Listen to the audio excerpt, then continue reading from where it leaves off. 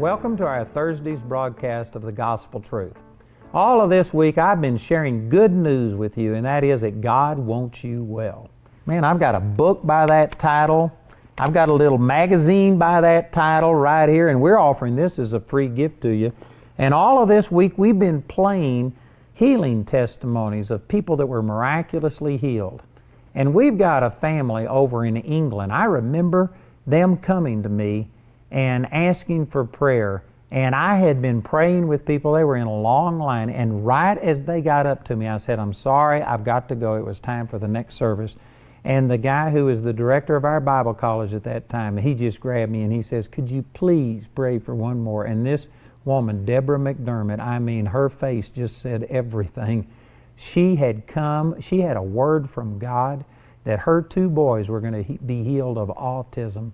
And so I remember, and I only prayed 10 seconds, 15 seconds. It was a very, very simple prayer.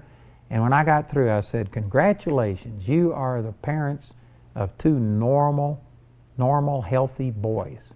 And God used that, and I tell you, one of the greatest miracles I've ever seen happen. These boys were healed, and the oldest son, Timothy, graduated from our school in the UK, and he loved it so much he's come to the US, and he's graduating from our school in the US. And Timothy is just a praise report for God. I tell you, he is a very popular kid in our school and just totally healed today. This is miraculous. Autism is not incurable, and here is proof of it. They are going to have documented doctor's reports from the health system in the UK to show you that God still heals today, even autism. Watch this, the healing testimony of James and Timothy McDermott.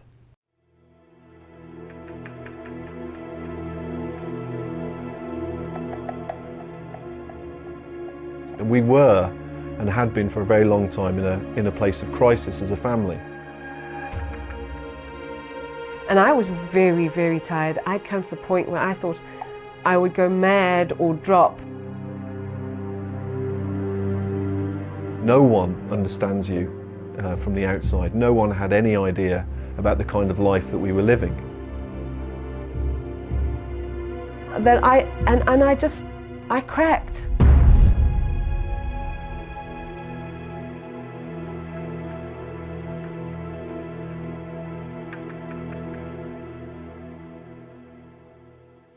Pretty much since Tim had been born, had lived not a normal life. He didn't sleep properly for about 5-6 years. He was an inconsolable baby. He would scream and scream as though he was in pain, but the doctors couldn't find anything wrong with him. When he did go to sleep, we were absolutely terrified he was going to wake up. We couldn't leave him, we couldn't go anywhere, we couldn't be apart from him. So for many, many years, that's the way that we lived.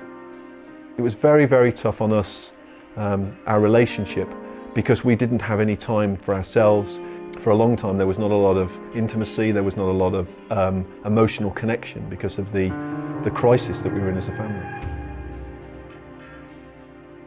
When he was about 8 or 9, and he hadn't been to school because we realized that he would have been diagnosed with hyperactivity or a lack of ability to concentrate, because we could see he couldn't even sit down to eat a meal. He would run around the table, take a mouthful, run around the table. And when I taught him his numbers, we would do it in the garden. I'd ask him a sum as he ran up the garden, and he'd answer coming down the garden, and this is how I taught him. He never sat on my lap or lay in bed while I had a bedtime story. He would walk round the carpet touching his favorite bits, going round and round and round. And as long as I would keep reading, he'd just keep walking round and round, touching his favorite bits. Everything was timed, so he knew where he was in the day, what was going to happen next, and the routine had to be very structured. His sleeping had always been a huge issue. He'd wake up after he'd been asleep for an hour or two, and he would jump up screaming in terror and run around the house, but he didn't recognize me. If I went towards him to comfort him, he would see me as a monster or something, and he would be terrified, so it was counterproductive. I just have to stand back and wait for him to calm down. It was just another one of the things that we just dealt with and didn't think much about, but it was quite an issue.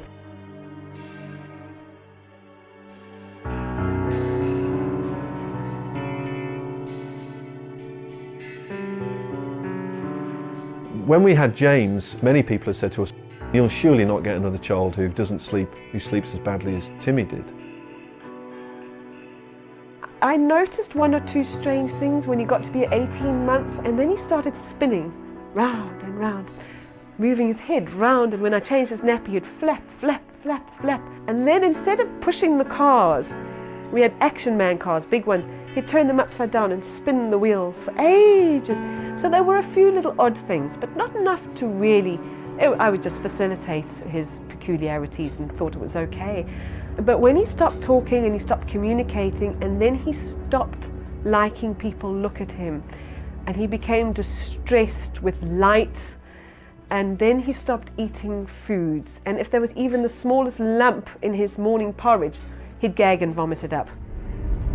Then we had a speech and language therapist come in to assess Timothy, and there were two of them, and they were chatting to Tim, trying to put him at ease and stuff, and then chatting to me to report back what they had found. And they were watching James, who was playing with his trains. He loved trains, it was his favorite toy. Anyway, what they said to me was, "Oh, isn't it funny how autistic kids love trains?" And I said, "Autistic kids?" So she says, "Well, it's obvious, isn't it? You did know, didn't you?"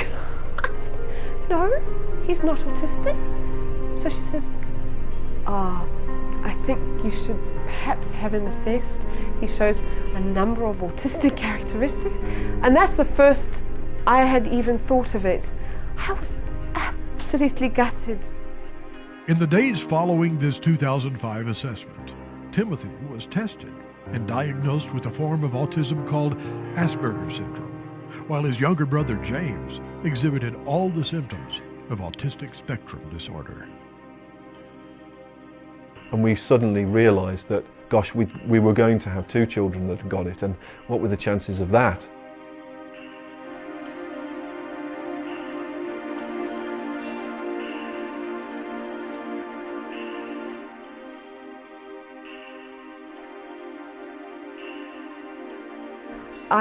I did know that I was really struggling. I wasn't living a normal life myself. I'd lost touch with who I was. I just functioned 24 hours a day as caring for these boys.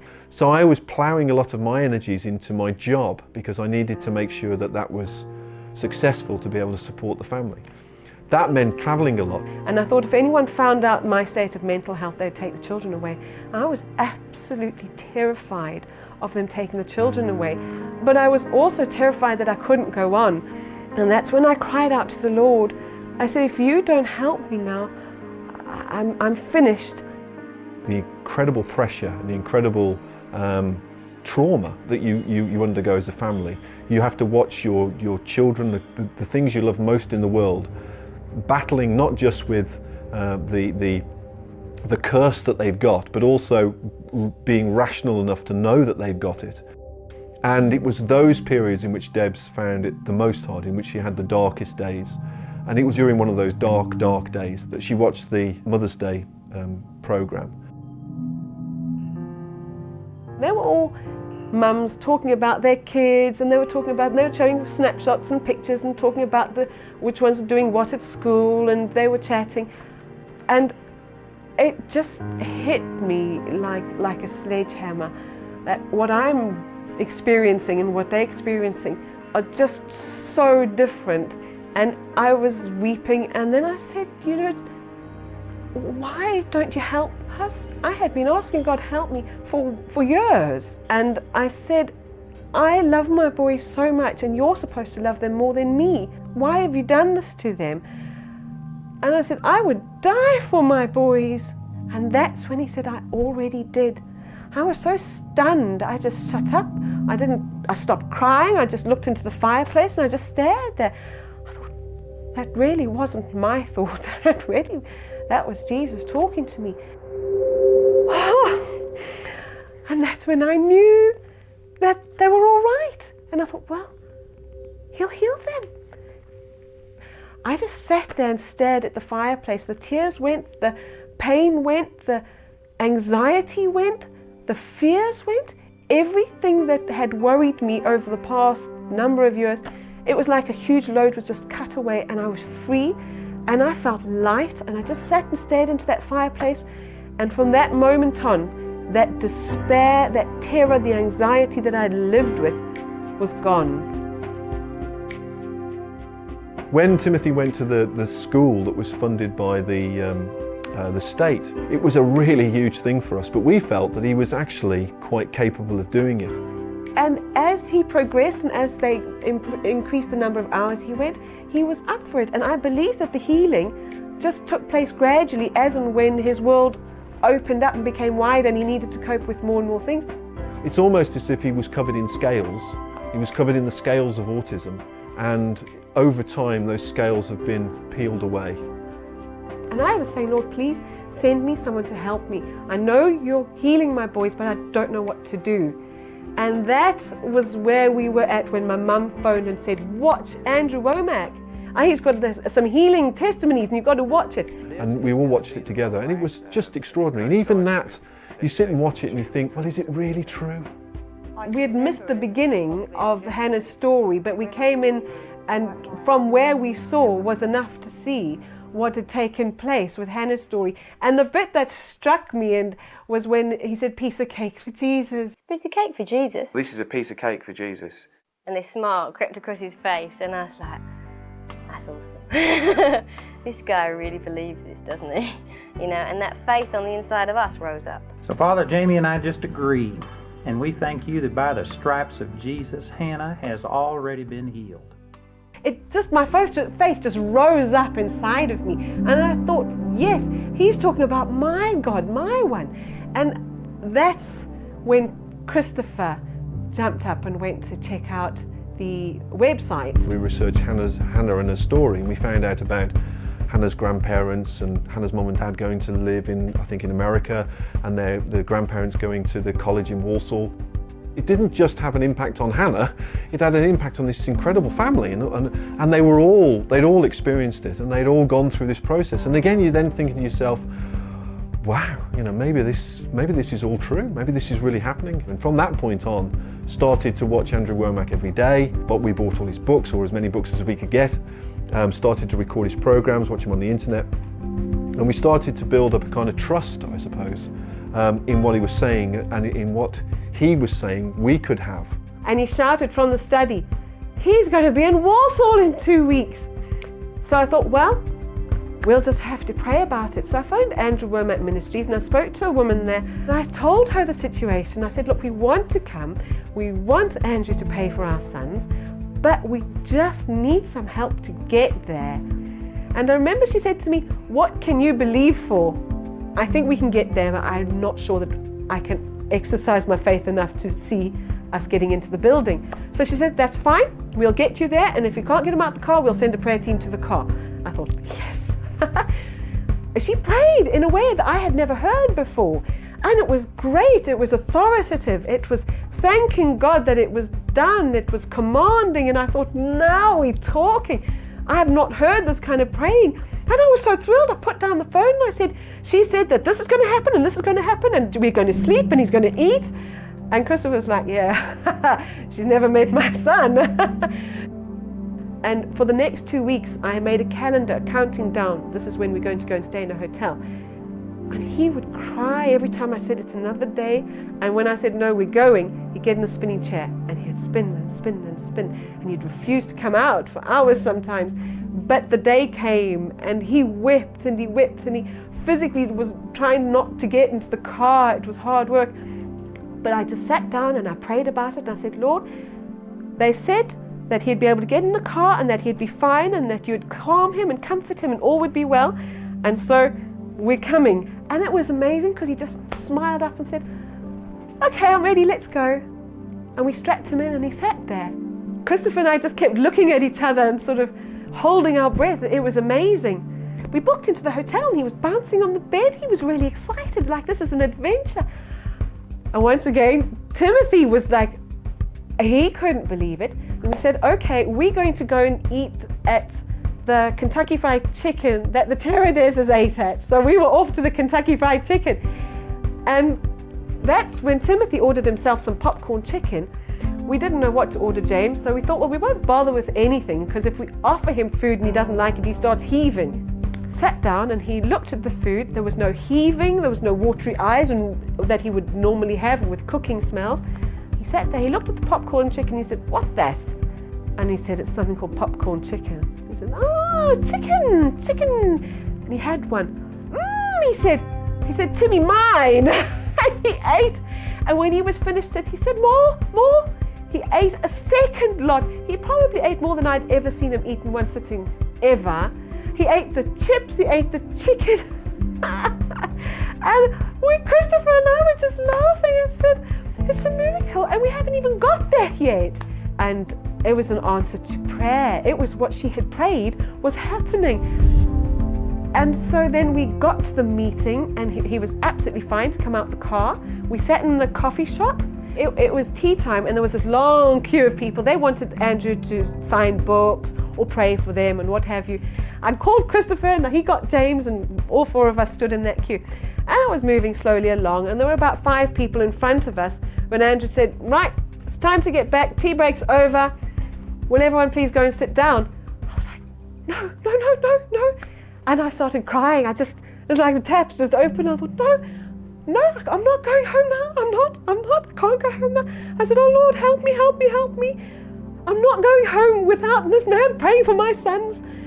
And then that was when Paul Flanagan saw us, and he grabbed us and he shoved us in front of Andrew and said, "Andrew, just one more." And he said, "Right, okay, one more."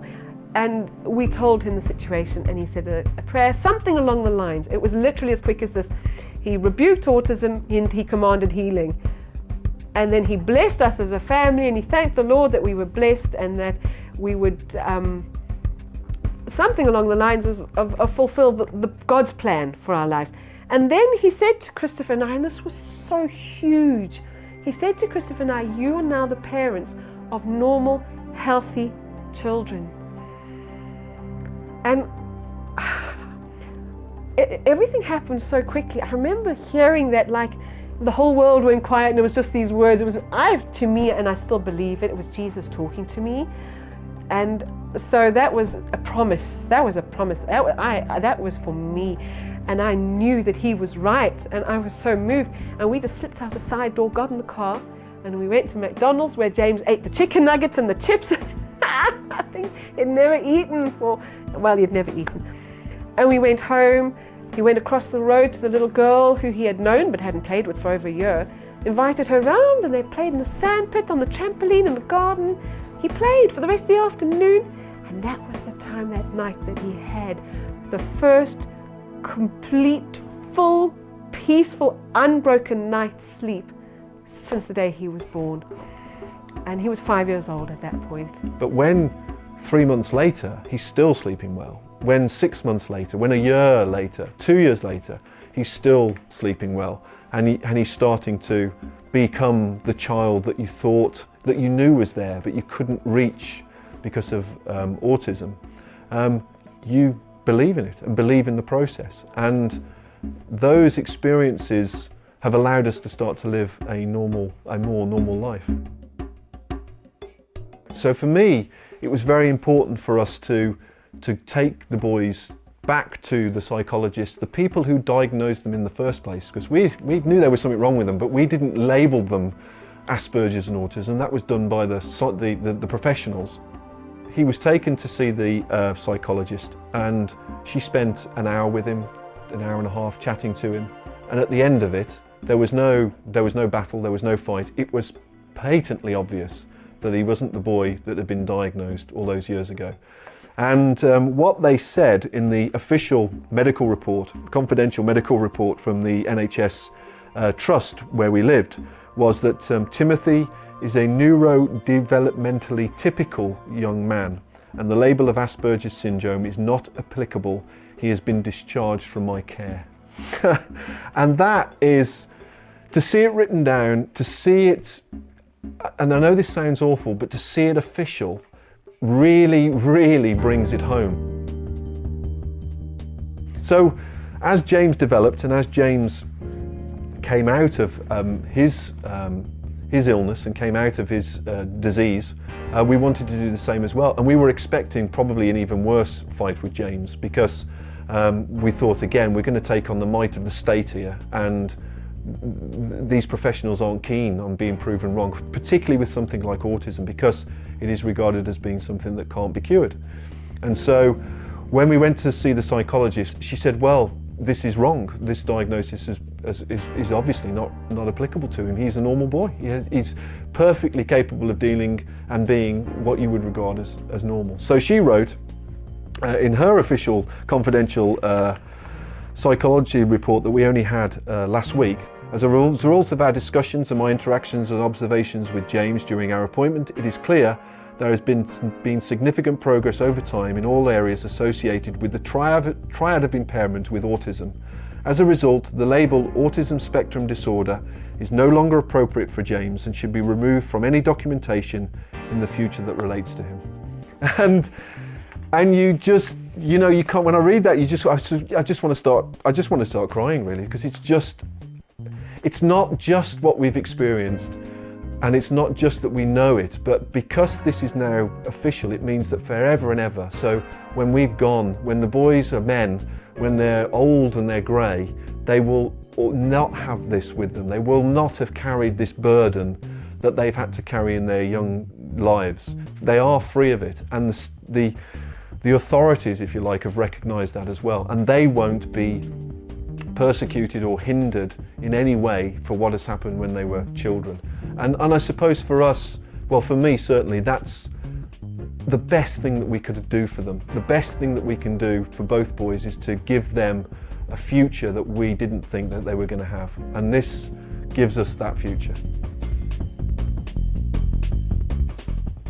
Sometimes you have to pinch yourself to think, well, I'm actually with the same two children, you know, that were born to me, because the change in the way that we play and the change in the way that they relate to me is very pronounced. And I used to dream about all four of us going out to dinner together and not worrying about anything, just like a normal family.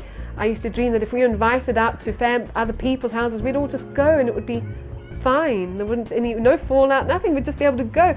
I used to dream about going to the cinema and eating popcorn, and boys eating popcorn and watching a movie together as a family. None of these things had we ever done before, but we went to the cinema, we bought the popcorn, we did it just as I had imagined. We are a normal family, and I am the mother of normal, healthy children, just like Andrew said. So that's it. Happy, happy.